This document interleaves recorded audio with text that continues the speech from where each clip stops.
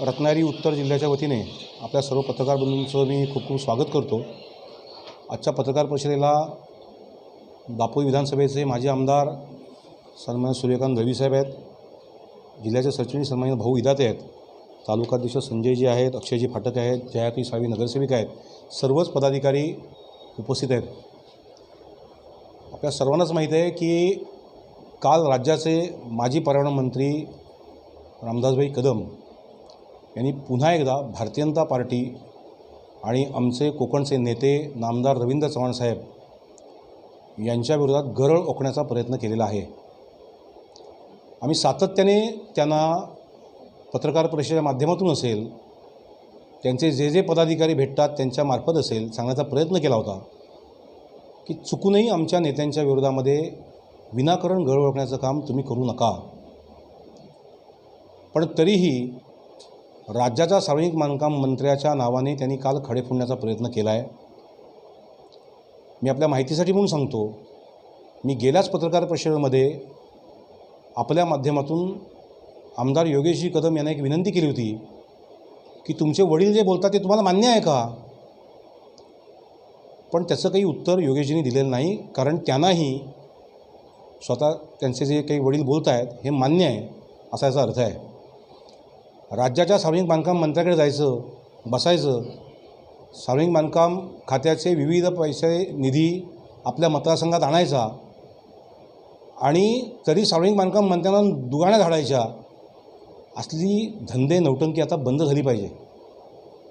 Bharatiya Janata party म्हणून आम्ही सर्व कार्यकर्ते पदाधिकारी रामदासभाई कदम यांनी जे काल वक्तव्य केलं आहे त्याचा निषेध व्यक्त करतो आणि त्यांना आता अंतिम इशारा आमच्याकडनं आहे की याच्यानंतर आमच्या शीर्षस्थ नेतृत्वावरती तुमच्याकडनं अशा पद्धतीचे आरोप आणि दुगाण्या झाडल्या गेल्या तर भारतीय जनता पार्टी आता स्वस्थ बसणार नाही। आपण काल सर्वांनीच ऐकलं असेल, मुंबई गोवा हायवेच्या नावाने रामदासभाईंना खूप दिवसानंतर निवडणुका जवळ आल्या आहेत, त्यामुळे एकदम अचानक आठवण झाली। मी खूप जबाबदारीने आपल्याला सांगतो की 2014 ते 2019 रामदासभाई राज्याचं नेतृत्व करत होते शिवसेनेचं। किती वेळा रामदासभाईंनी या मुंबई गोवा हायवेचा प्रवास केला आहे, किती वेळा रस्त्याच्या कामाचा आढावा घेतला, किती वेळा मंत्रालयामध्ये बैठका लावल्या आणि किती वेळा हा रस्ता पूर्ण होण्यासाठी त्यांनी प्रयत्न केले। याबरोबर उलट 2019 साली ज्यावेळेला उद्धव ठाकरे साहेबांच्या नेतृत्वाखाली सरकार आलं तेव्हाही रामदासभाई पुन्हा सत्तेमध्ये, तेव्हाही कोणतंही धडपड हा रस्ता पूर्ण होण्यासाठी त्यांनी केलेली नाही। मात्र मी खूप अभिमानाने सांगेन, देवेंद्रजींनी पुढाकार घेतला, एकनाथ शिंदेसाहेब या राज्याचे मुख्यमंत्री झाले आणि कोकणाला पहिल्यांदा सार्वजनिक बांधकाम मंत्रालय हे मिळालं आणि त्या सर्वांच्या आपल्या कोकणवासींच्या पुण्याईमुळे हे खातं आपल्याला मिळालं। गेल्या गणपतीच्या अगोदर, कारण त्या प्रत्येक दौऱ्यामध्ये भारतीय जनता पार्टीचा जिल्हाध्यक्ष म्हणून मी अगदी पेणपासून चिपळूण अगदी रत्नागिरीपर्यंतच्या प्रत्येक दौऱ्यात रवींद्र चव्हाण साहेबांच्या दौऱ्यात मी हजर होतो। ज्या ठिकाणी रस्ता खराब आहे, ज्या ठिकाणी कामं अपूर्ण आहेत, त्या ठिकाणी ती कामं झाली पाहिजेत पूर्ण। आज कर्मधर्म सहयोगाने हे खातं कोकणाकडे आहे, आजच हा विषय होऊ शकतो पूर्ण। या पोटतिडकीने रवींद्र चव्हाण साहेबांनी गेल्या गणपतीच्या अगोदर 10 ते 12 वेळा या संपूर्ण रस्त्याचा प्रवास केला। खरं तर नॅशनल हायवेचं काम आहे, राज्यात सार्वजनिक बांधकाम मंत्री ह्या सगळ्यासाठी प्रयत्न करतो आहे। मला एक उदाहरण आमदार योगेश कदम साहेबांनी दाखवावं की ह्या पूर्ण प्रवासामध्ये इथले स्थानिक आमदार म्हणून योगेश कदम हजर होते। एक उदाहरण दाखवावं। आज गळे काढता तुम्ही रवींद्र चव्हाण साहेबांच्या नावाने, तुम्ही स्थानिक आमदार होते, तुमच्या मतदारसंघातला भागसुद्धा या मुंबई गोवा हायवेमध्ये येतो, तुमची याची जबाबदारी नाही। तुम्ही फक्त दुगाण्या आणणार, तुम्ही फक्त बोलण्याची संधी शोधणार, हे असले धंदे खोटे चालणार नाहीत। जे काम अपूर्ण ह्या मुंबई गोवा हायवेचं आहे या विषयामध्ये सरकार अत्यंत संवेदनशील आहे, ते प्रयत्न करतच आहे। पण कुठला तरी विषय कुठेतरी नेऊन सातत्याने प्रसिद्धीच्या माध्यमामध्ये राहायचं, एवढं एकच काम गेले अनेक महिने रामदासभाई कदम यांच्यामार्फत चालू आहे आणि हे धंदे याच्यापुढे आम्ही सहन करणार नाही। त्यामुळे तुमचा मुलगा कधीही या विषयामध्ये प्रयत्न करत नाही, त्याला तुम्ही बोलत नाही। ह्या एवढ्या वेळेला एखाद्या माणसाचं तुम्ही कौतुक केलं पाहिजे होतं की एक सार्वजनिक बांधकाम मंत्री हा महाराष्ट्र राज्यामध्ये असा दाखवावा की ज्याने मुंबई गोवा हायवेसाठी सातत्याने महिनोन्महिने प्रयत्न केलेत. जो काम करतो आहे त्यात चांगलं म्हणण्याची तुमच्यात दानत नाहीच आहे. कारण तुमचं कसं आहे, मी मागच्या पत्रकारात मी सांगितलं आहे, माझे कुटुंब माझी जबाबदारी. माझ्याशिवाय कोण चांगला नाही, माझ्याशिवाय कोण चांगलं काम करत नाही आणि माझ्या मुलग्याशिवाय कोण काही इथे सत्ता हुकूमत गाजवायचीच नाही, ही एकमेव मानसिकता यांची आहे. त्यामुळे हे धंदे ताबडतोब तुम्ही बंद करा. गोष्ट नंबर 1. गोष्ट नंबर 2, या पत्रकार परिषदेच्या अगोदरच्या प्रत्येक पत्रकार परिषदेमध्ये सातत्याने देवेंद्रजींना पण टार्गेट करण्याचा प्रयत्न रामदासभाईंनी केलेला आहे. मी माननीय रामदासभाईंना सांगू इच्छितो की तुम्ही सोयीच्या वेळा तुम्हाला देवेंद्रजी आठवतात आणि इथे फक्त मी केवढा मोठा आहे दाखवण्यासाठी तुम्ही देवेंद्रजींची टीका करता, हे आता चालणार नाही. एक पार्श्वभूमी फक्त आपल्या कानावरती घालतो मी ह्या वादांची. सगळ्यात पहिल्यांदा वाद भारतीय जनता पार्टी आणि शिवसेनेमध्ये या विधानसभा मतदारसंघात सुरू झाला, तो भारती शिपयार्डच्या डॉक्टर निलेश राणे साहेबांच्या युनियनच्या वेळेला. त्यावेळेला विनाकारण त्यांनी चुकीची स्टेटमेंट केली, आम्ही त्याला उत्तर दिलं. लोकसभेच्या आधी भारतीय जनता पार्टीला ही सीट मिळू नये, कुणबी समाजाचे भारतीय जनता पार्टीचे नेते धैर्यशील पाटील साहेब आमदार होऊ नयेत, खासदार होऊ नयेत, यासाठी जंग या माणसाने पछाडलं. 2014ला गीतेसाहेबांना पाडण्याचा प्रयत्न केला. सगळ्याचे पुरा मी मागेही सांगितलं होतं की बोलायला लावू नका. 2014च्या विधानसभा निवडणुकीला पण रवीसाहेब काय झाले, सगळेच जण आपण साक्षीदार आहोत. त्यामुळे एकदा कधीतरी हा पाडा वाचावा लागणार आहे. तो वाचायची आता वेळ जवळ आली. या 2 विषयातला, लोकसभा आणि 2014ची विधानसभा. 2019च्या निवडणुकीच्या आधी तुम्हाला पहिल्यांदा असं जाणवलं की आपला मच्छीमार बांधव संकटात आहे का? तुमचा मुलगा उभा राहणार होता म्हणून. मग 2014 ते 19 तुम्ही राज्याचे पर्यावरण मंत्री होतेत. त्यावेळेला तुम्हाला असं कधी वाटलं नाही की कोळी समाज अडचणीमध्ये आहे, LED फिशिंगमुळे त्रास होतो आहे, पर्सिंग नेटमारी बंद झाली पाहिजे? त्यावेळेला फक्त तुम्ही तिथे गेलेत दिल्लीमध्ये, तो भारती शिपयार्डच्या डॉक्टर निलेश राणे साहेबांच्या युनियनच्या वेळेला. त्यावेळेला विनाकारण त्यांनी चुकीची स्टेटमेंट केली, आम्ही त्याला उत्तर दिलं. लोकसभेच्या आधी भारतीय जनता पार्टीला ही सीट मिळू नये, कुणबी समाजाचे भारतीय जनता पार्टीचे नेते धैर्यशील पाटील साहेब आमदार होऊ नयेत, खासदार होऊ नयेत, यासाठी जंग या माणसाने पछाडलं. 2014ला गीतेसाहेबांना पाडण्याचा प्रयत्न केला. सगळ्याचे पुरा मी मागेही सांगितलं होतं की बोलायला लावू नका. 2014च्या विधानसभा निवडणुकीला पण रवीसाहेब काय झाले, सगळेच जण आपण साक्षीदार आहोत. त्यामुळे एकदा कधीतरी हा पाडा वाचावा लागणार आहे. तो वाचायची आता वेळ जवळ आली. या 2 विषयातला, लोकसभा आणि 2014ची विधानसभा.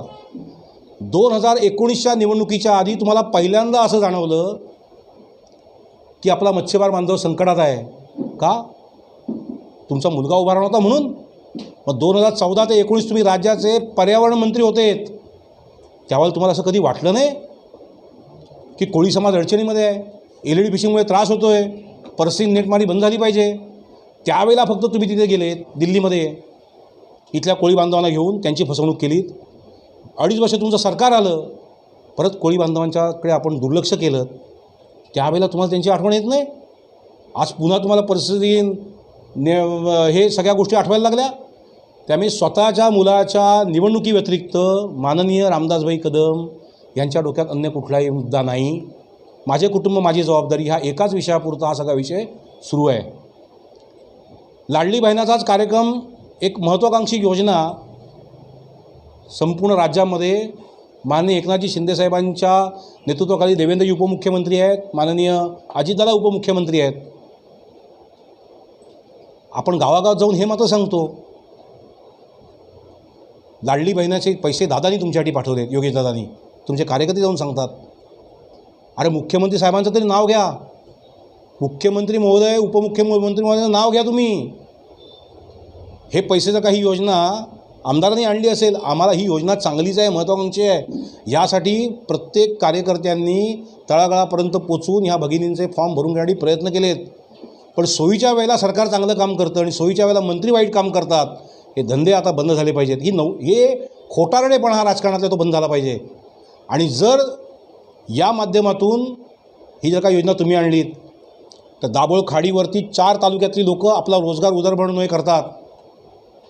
आजही लोटे MIDCतलं पाणी, दूषित पाणी हे दाभोळ खाडीमध्ये सोडलं जातं आहे, त्याची जबाबदारी पण रामदासभाई तुमचीच आहे, पर्यावरण मंत्री तुम्हीच होतेत. सगळ्या गोष्टी आम्हालाही बोलता येतात, पण पुन्हा सांगतो, आमच्या नेतृत्वावरती तुम्ही टीका केलीत. आम्ही लोकसभा निवडणुकीच्या आधी या दापोलीमध्ये केळसकर नाक्यावरती एक जाहीर सभा घेतली आणि त्याचं उत्तर तुम्हाला दिलं, चहापेक्षा किटली गरम. त्याच्यानंतर हा वाद आम्ही थांबवायचा प्रयत्न केला. पुन्हा लोकसभा निवडणुका झाल्यानंतर तुम्ही सगळे धंदे सुरू केलेत. भारतीय जनता पार्टीच्या किंवा राष्ट्रवादीच्या कुठल्याही कार्यकर्त्याने एकही रुपयाचा विकास निधी शासनाच्या माध्यमातून आणायचा नाही, आणि आणला की फक्त माझ्या मुलग्याचंच नाव त्यांनी तिथे घेऊन जायचं.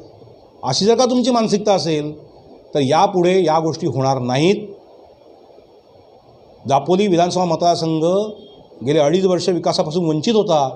रवींद्र चव्हाण साहेब असतील, ग्रामविकास मंत्री गिरीश भाऊ असतील, पर्यटन खातं त्यांच्याकडेच आहे. अशा प्रत्येक मंत्र्यांनी ह्या विधानसभा मतदारसंघामध्ये आम्ही कार्यकर्त्यांनी जाऊन मागितलेली कामं असतील, राष्ट्रवादी कार्यकर्त्यांनी कामं मागितलेली असतील, पण तुम्ही वेठीच धरायचं आणि प्रत्येक ठिकाणी भूमिपूजन मीच करणार हा अट्टास धरायचा. आणि या निव्वळ अट्टासापायी या थरापर्यंत आजचं राजकारण गेलं आहे दापोली विधानसभेतलं. माननीय रामदासभाई राज्याचे नेते आहेत, पण ते दापोली विधानसभेच्या बाहेर कुठली गोष्ट बोलतच नाही आहेत. माझी त्यांना विनंती आहे की खूप वेगवेगळे विषय राज्यातले तुमच्यासमोर आहेत, कुठे छोट्याशा विषयासाठी तुम्ही एवढा पराकोटीला हा विषय नेत आहे. त्यामुळे निव्वळ माझे कुटुंब माझी जबाबदारी ह्या भोवती फिरत असलेला हा विषय हा कधीतरी थांबवा. यापुढे भारतीय जनता पार्टीच्या कुठल्याही नेत्याचा अनादर आम्ही केलेला आम्हाला चालणार नाही. रवींद्र चव्हाण साहेब हे भारतीय जनता पार्टीचे नेतेच आहेत. त्यांनी कोकणातल्या भारतीय जनता पार्टीच्या कार्यकर्त्याला स्वाभिमानाने जगायचं कसं, काम कसं करायचं याची ताकद दिली पाठीशी उभं राहून. आणि म्हणून तुम्हाला जर का भारतीय जनता पार्टीचा राग आणि द्वेष असेल तर तुमचा द्वेष तुमच्याजवळ राहिला. रवींद्र चव्हाण साहेब हे भारतीय जनता पार्टीचे नेतेच आहेत आणि त्यांच्या नेतृत्वाखाली भारतीय जनता पार्टी ताकदवान ह्या संपूर्ण जिल्ह्यामध्ये होते. दुसरा गोष्ट ते सातत्याने सांगतायत की भारतीय जनता पार्टी दापोलीतली अशी आहे तशी आहे.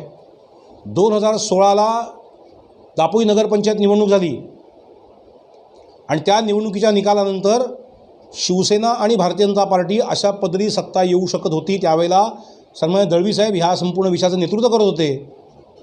परस्पर माननीय रामदासभाईंनी काँग्रेसशी हातमिळवणी केली आणि दापोली नगरपंचायतीवरही सत्ता मिळवली. तेव्हा युती धर्म कुठे होता? तुमच्या सोयीसाठी युती धर्म, तुमच्या निवडणुकीला फक्त युती धर्म. आणि एरवी ज्या वेळेला भारतीय जनता पार्टी सत्तेमध्ये येण्याची स्थिती येईल त्यावेळेला तुम्हाला काँग्रेसबरोबर चालणार. त्याच काँग्रेसच्या काळामध्ये झालेलं एक पाप आता ह्याच्यानंतर प्रत्येक पत्रकार परिषदेमध्ये एक पाप आम्ही जाहीर करणार. त्याच नगरपंचायतच्या सत्तेमध्ये झालेलं एक पाप, त्यावेळेला माननीय कोर्टाच्या आदेशामुळे राज्य महामार्गाच्या आजूबाजूला असलेले 500 मीटरमधले बार हे बंद करण्याचा निर्णय माननीय कोर्टाने आदेश दिला होता. आणि त्यामुळे दापोली शहरातलेही सर्व बार बंद होते. नव्हे, प्रत्येक शहरामध्ये ही स्थिती होती. त्यावेळेचे तत्कालीन सत्ताधारी शिवसेना आत्ताची असलेले थोडक्यात शिंदे गट, माननीय योगेशजी आमदार त्यावेळेला त्याचं नेतृत्व करत होते, कारण त्यांनी सत्ता घडून आणली होती, निर्माण केली होती. साहेब बरोबर ना? या सत्तेकाळामध्ये निव्वळ बार चालू व्हायला पाहिजेत दापोली शहरातले. यासाठी 2800 मीटर लांबीचे दापोली शहरातील सार्वजनिक बांधकाम खात्याचे रस्ते हे नगरपंचायतकडे वर्ग करून घेतले. हे पाप कोणाचं? दापोलीकराच खड्ड्यातून जात आहेत शहरातली लोक, आणि फक्त दापोली शहरातली लोक जात नाहीत. दापोली तालुक्यातली पूर्ण जनता ह्या दापोली शहरातल्या खड्ड्यातून जाते, माती खाते. हे पाप तुमचं आहे. जर लाडली बहिणीचे पैसे तुम्ही देता, व्यक्तिगत आमदार जे महोदय देतात, अशा पद्धतीने तुमचे कार्यकर्ते सांगतात, तर दापोली शहरामधनं हे खड्ड्यातून जाणारं पाप पण तुमचंच आहे. निव्वळ रवींद्र चव्हाण साहेब होते म्हणून स्टेट बँकेच्या पुढच्या बाजूला म्हणजे पेट्रोल पंपाच्या पुढचं चेनेज हे सार्वजनिक बांधकाम खात्याच्या माध्यमातून आम्ही मंजूर करून घेतलं.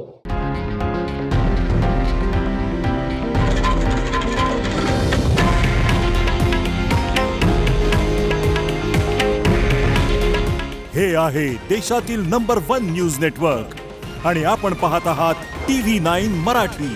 काळजी तुमची, हित महाराष्ट्राचं.